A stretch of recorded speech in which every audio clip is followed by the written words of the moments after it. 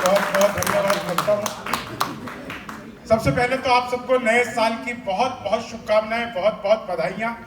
नए साल में आप लोग जिस तरह से यहाँ पे सेलिब्रेट कर रहे हैं अपने आप को, अपने परिवार को, अपनी कंपनी के सक्सेस को, ये एक देखने वाली बात है कि पूरी दुनिया को इससे एक संदेश लेना चाहिए कि पिछला साल हमारा जैसा बीता है, आने वाले एक साल में हम न केवल पिछले साल को कवर करेंगे बल्कि एक दुनिया के सामने मिसाल पेश करेंगे कि किस तरह से काम किया जाता है। तो एक बार जोरदार तालियां अपने लिए आप सब बजा दीजिए।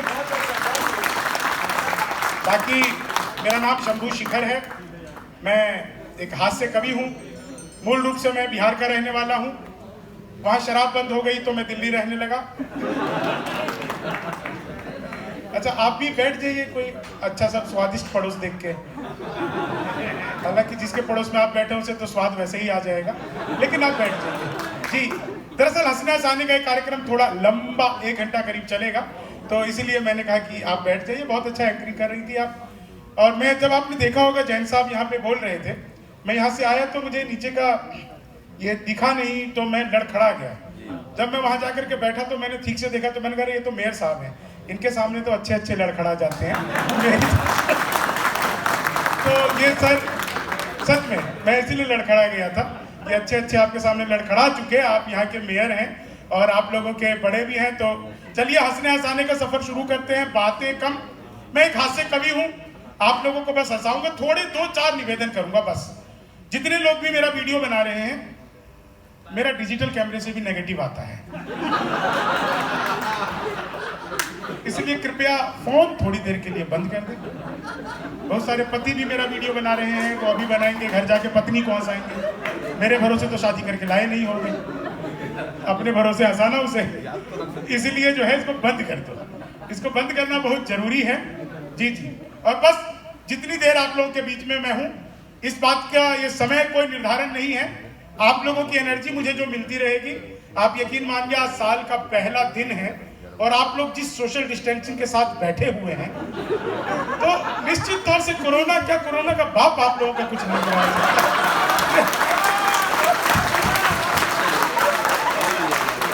ये कमाल होता है। और मैं आगरा में हूं। आगरा मशहूर है, मतलब लोग सर कह रहे पागल खाने के, जूतों के लिए भी मशहूर है यार, ताजमहल के लिए भी मशहूर है। तो कोरोना आए तो उसे जूतों से मार के भगा सकते हैं आप लोग, इसके लिए भी आगरा बहुत मशहूर है। तो एक बार मैं बस आज की शाम शुरू करता हूं और आप लोग बहुत अच्छा इस प्रोग्राम को सुनेंगे ऐसा मेरा यकीन है। आप लोगों से क्वेश्चन आंसर पूछे जा रहे थे, हाजिर जवाबी पूछी जा रही थी। मैंने तो अपने बचपन में पिताजी से कह दिया था, पिताजी लव मैरिज करूंगा। बोले बेटा लव मैरिज ही कर लियो, शक्ल दिखा के तो होगी नहीं। तो हमारा तो हाजिर जवाबी का मामला अद्भुत है। अच्छा, यहाँ से आगरा, थोड़ा पीछे जाइए मथुरा, तो मैं दिल्ली में रहता हूँ। दिल्ली अद्भुत जगह है, कमाल की जगह है। जितने भी बिहार के लोग हैं वो सब दिल्ली, एनसीआर, आगरा, मथुरा यहाँ तक बसे हुए हैं। मैं पहली बार आगरा नहीं आया, उससे पहले भी मैं आदरणीय गोपाल दास नीरज जी के कार्यक्रम में कई बार मेरा आना हुआ। उनके, अब तो वो हमारे बीच नहीं रहे, आगरा उनके लिए भी जाना जाता रहा है, तो उनका घर रहा है यहाँ पे कमला नगर में, मैं वहाँ पर भी कई बार आता जाता रहा हूँ। तो आगरा कई बार आया हूँ। मैंने एक चीज़ देखा है कि यहाँ पर भी सर, आगरा में भी मेरे बिहार के बहुत लोग हैं। जैसे अभी झांसी का नाम आया तो मैं झांसी से ही समझ गया, मधुबनी के होंगे, मिथिला के होंगे, जो मुझे बुला रहे थे यहाँ पे, जिनको इनाम मिला था ना। अरे सर, अपन तो बाय बर्थ टैलेंटेड होते हैं, जिसको भी इनाम मिला होगा उनसे पूछ लेना, वो बिहारी होंगे, नहीं तो डीएनए करवा लेना, वही मिलेंगे। नहीं इधर होता है, कहते हैं ना बिहारी टॉप करते हैं। आप लोगों ने सुना होगा ना, बिहारी टॉप करते हैं। अगली बात जिसे समझ में आ जाए वही ताली बजाना, वरना मत बजाना। बिहार कहते हैं बिहारी टॉप करते हैं, करी क्यों नहीं? एक आदमी को पास करवाने के लिए हमारा पूरा खानदान 6ठी मंजिल पे पहुंच जाता है, हमरी तो कौन टॉप करेगा? तो हमारा तो मामला ही अद्भुत है। आइए सर, आपका स्वागत है।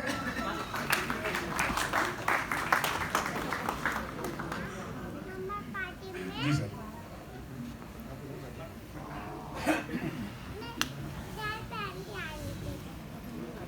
आदरणीय योगेश जैन जी का बहुत बहुत मैं स्वागत करता हूं। आप एमडी साहब हैं और आपको बहुत बहुत बधाई। इतने सारे लोग आज इकट्ठे हुए हैं सर। मेरा नाम शंभू शिखर है, मैं बहुत अच्छा कवि हूँ। अभी मैं इन लोगों को 2 घंटे से हंसा रहा हूँ, ये बहुत हंस रहे हैं और ये कह रहे हैं कि इनको परमानेंट यहाँ पे फिक्स कर दिया जाए ताकि ये रोज हंसाएं। भाई एमडी साहब हैं, इनके सामने छोटी बात क्यों करनी करनी है तो बड़ी बात करो।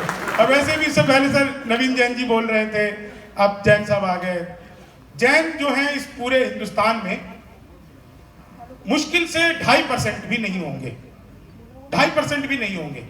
लेकिन हिंदुस्तान के 80% इनकम टैक्स जो जाता है वो कहीं ना कहीं उसके पीछे कोई ना कोई जैन परिवार का व्यक्ति होता है, कोई ना कोई जैनी होता है। ये जैन की सर बहुत खासियत है। और तो सर बहुत सारी खासियत है आप लोगों को। पिछले दिनों तो मारुति भी जैन हो गई थी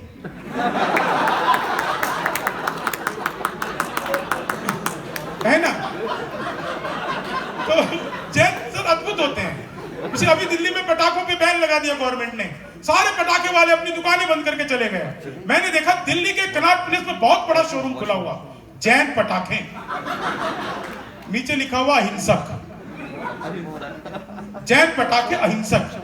मैं गया 10,000 के खरीद लाया, एक नहीं फूटा। मैंने कहा यार 10,000 के खरीद के ले गया था, बोला भाई साहब कहा था ना अहिंसक। तो अपन जैन पटाखे अहिंसक हैं। लेकिन अद्भुत है, आप लोगों के आशीर्वाद में यह परिवार फल फूल रहा है। तो निश्चित तौर से मैं एक हास्य का कवि हूँ, ये मैं बस एक बार सर को बता रहा था। बाकी आप लोग आज का आनंद उठाइए।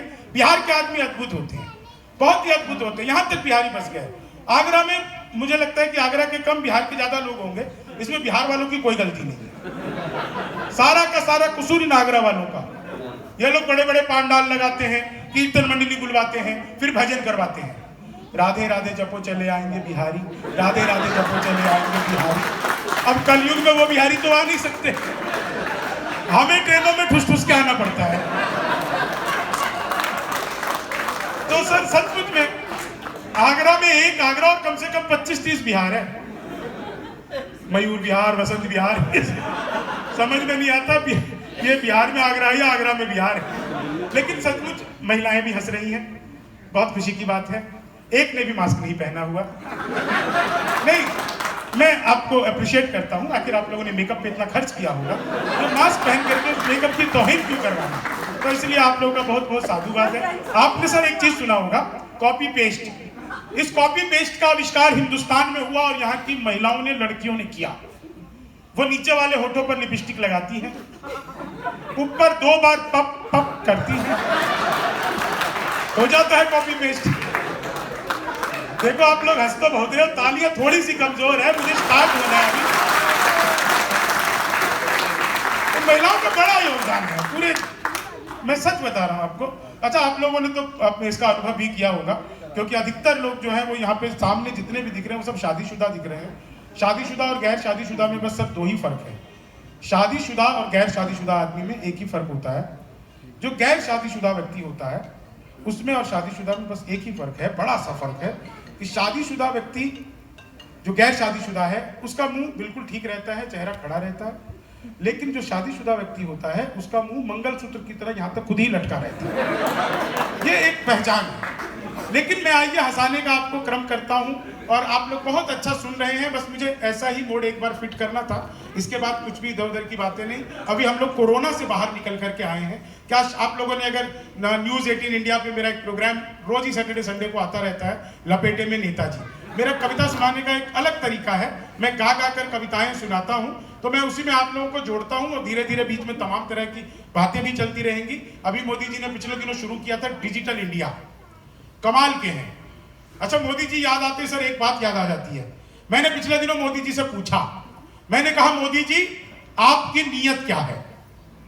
तो मोदी जी ने जो जवाब दिया आप लोगों को पसंद आ जाए तो कवियों को कैसे सुना जाता है, ये आगरा को तो बताने की जरूरत बिल्कुल नहीं है। मैंने कहा मोदी जी आपकी नीयत क्या है। बोले मेरी नीयत पाक साफ है।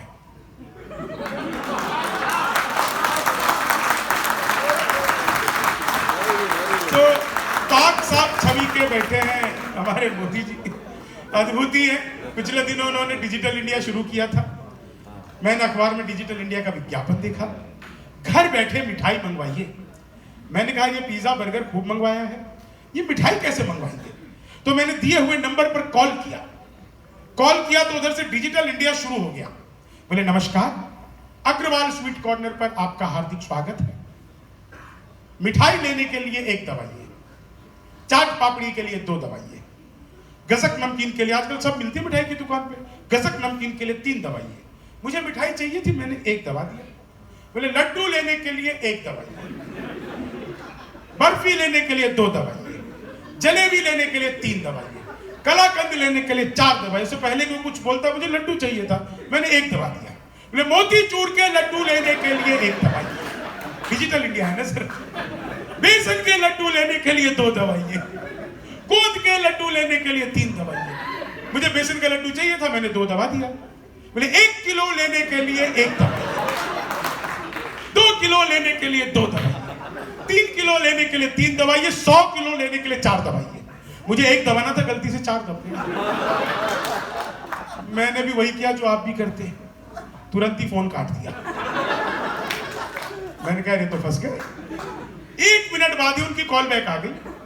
बोले नमस्कार, हम अग्रवाल स्वीट कॉर्नर से बोल रहे हैं, आपके यहाँ से 100 किलो बेसन के लड्डुओं का ऑर्डर आया है, मिठाई किस पते पर भिजवानी है? मैंने कहा यार फंस गए तो काहे के बिहारी।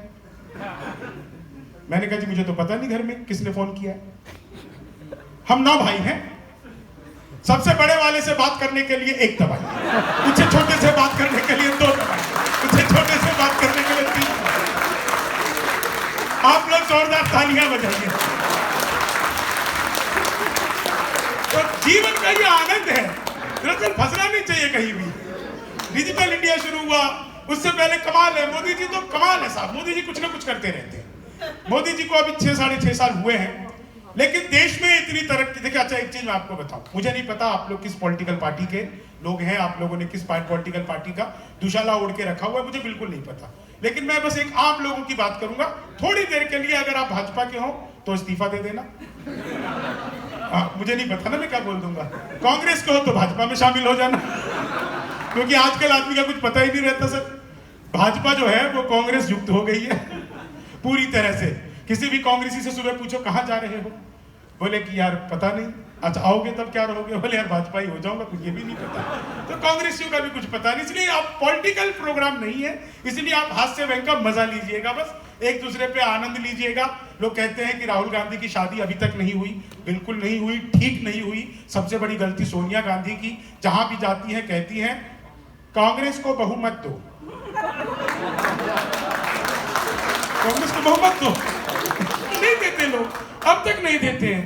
तो मोदी जी जब से आए ना, देश में साहब कमाल है, हर रोज कुछ ना कुछ होता रहता है। अच्छा मोदी जी भी कमाल है, रोज कभी न किसी दिन उद्घाटन कर, आजकल तो देखा होगा आपने टीवी पे, किसी दिन उद्घाटन कर रहे होते हैं, किसी दिन भाषण दे रहे होते हैं, टाइम नहीं होता चलो मन की बात ही कर लेते हैं, कुछ नहीं कर रहा होता तो मन की बात ही कर लेते हैं। नहीं, आदमी को टाइम पे शादी कर लेनी चाहिए, अगर वो टाइम पे शादी नहीं करता तो मन की बात भी रेडियो पर करनी पड़ती है। मोदी जी का तो अद्भुत है, सचमुच अद्भुत है। मैं 4 लाइनों से आप लोगों को जोड़ता हूं और उसके बाद आप लोग आनंद लेना। लेकिन मोदी जी एक चीज है, ताली बजाने की मैंने कई बार आप लोगों को बताया, एक टेक्निक बता देता हूं, फिर उसके बाद आपकी मर्जी, आप बजाओ ना बजाओ। जितनी भी यहाँ पर शादीशुदा महिलाएं हैं वो बायां हाथ उठाएं, उठाइए। हाँ, अब अपने हथेली पर अपने पति की फोटो देखिए। अब जो आपको ताली बजाने में मजा आएगा, ये देखो पुरुष बेचारे पीट रहे और हंस रहे। ये कहते हैं महिला शक्ति होती है तो पुरुष सहन शक्ति होती है। आप लोग इस बात पर भी हंस रहे हैं, आप लोग भी चिंता मत करो, दाहिना हाथ उठा लो। भाभी जी की फोटो मत देख लेना, नहीं तो उसमें जो सुबह सुबह जो रोटियां मिल रही वो भी बंद हो जाएंगी। इसमें देखिए उस बिचौलिए की जिसने करवाई थी।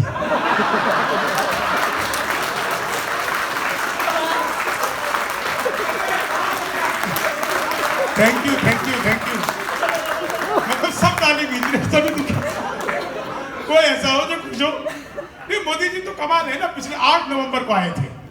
भाई और बहनों, आज रात 12 बजे के बाद 1000 और 500 के पुराने नोट लीगल टेंडर नहीं रहेंगे। इतना सुनना ही था कि पति बड़ा खुश, उसे आज भी उम्मीद है मोदी जी किसी दिन रात को 8 बजे आएंगे। मित्रों, आज रात 12 बजे के बाद आपकी पुरानी शादियां लीगल टेंडर नहीं रहेगी।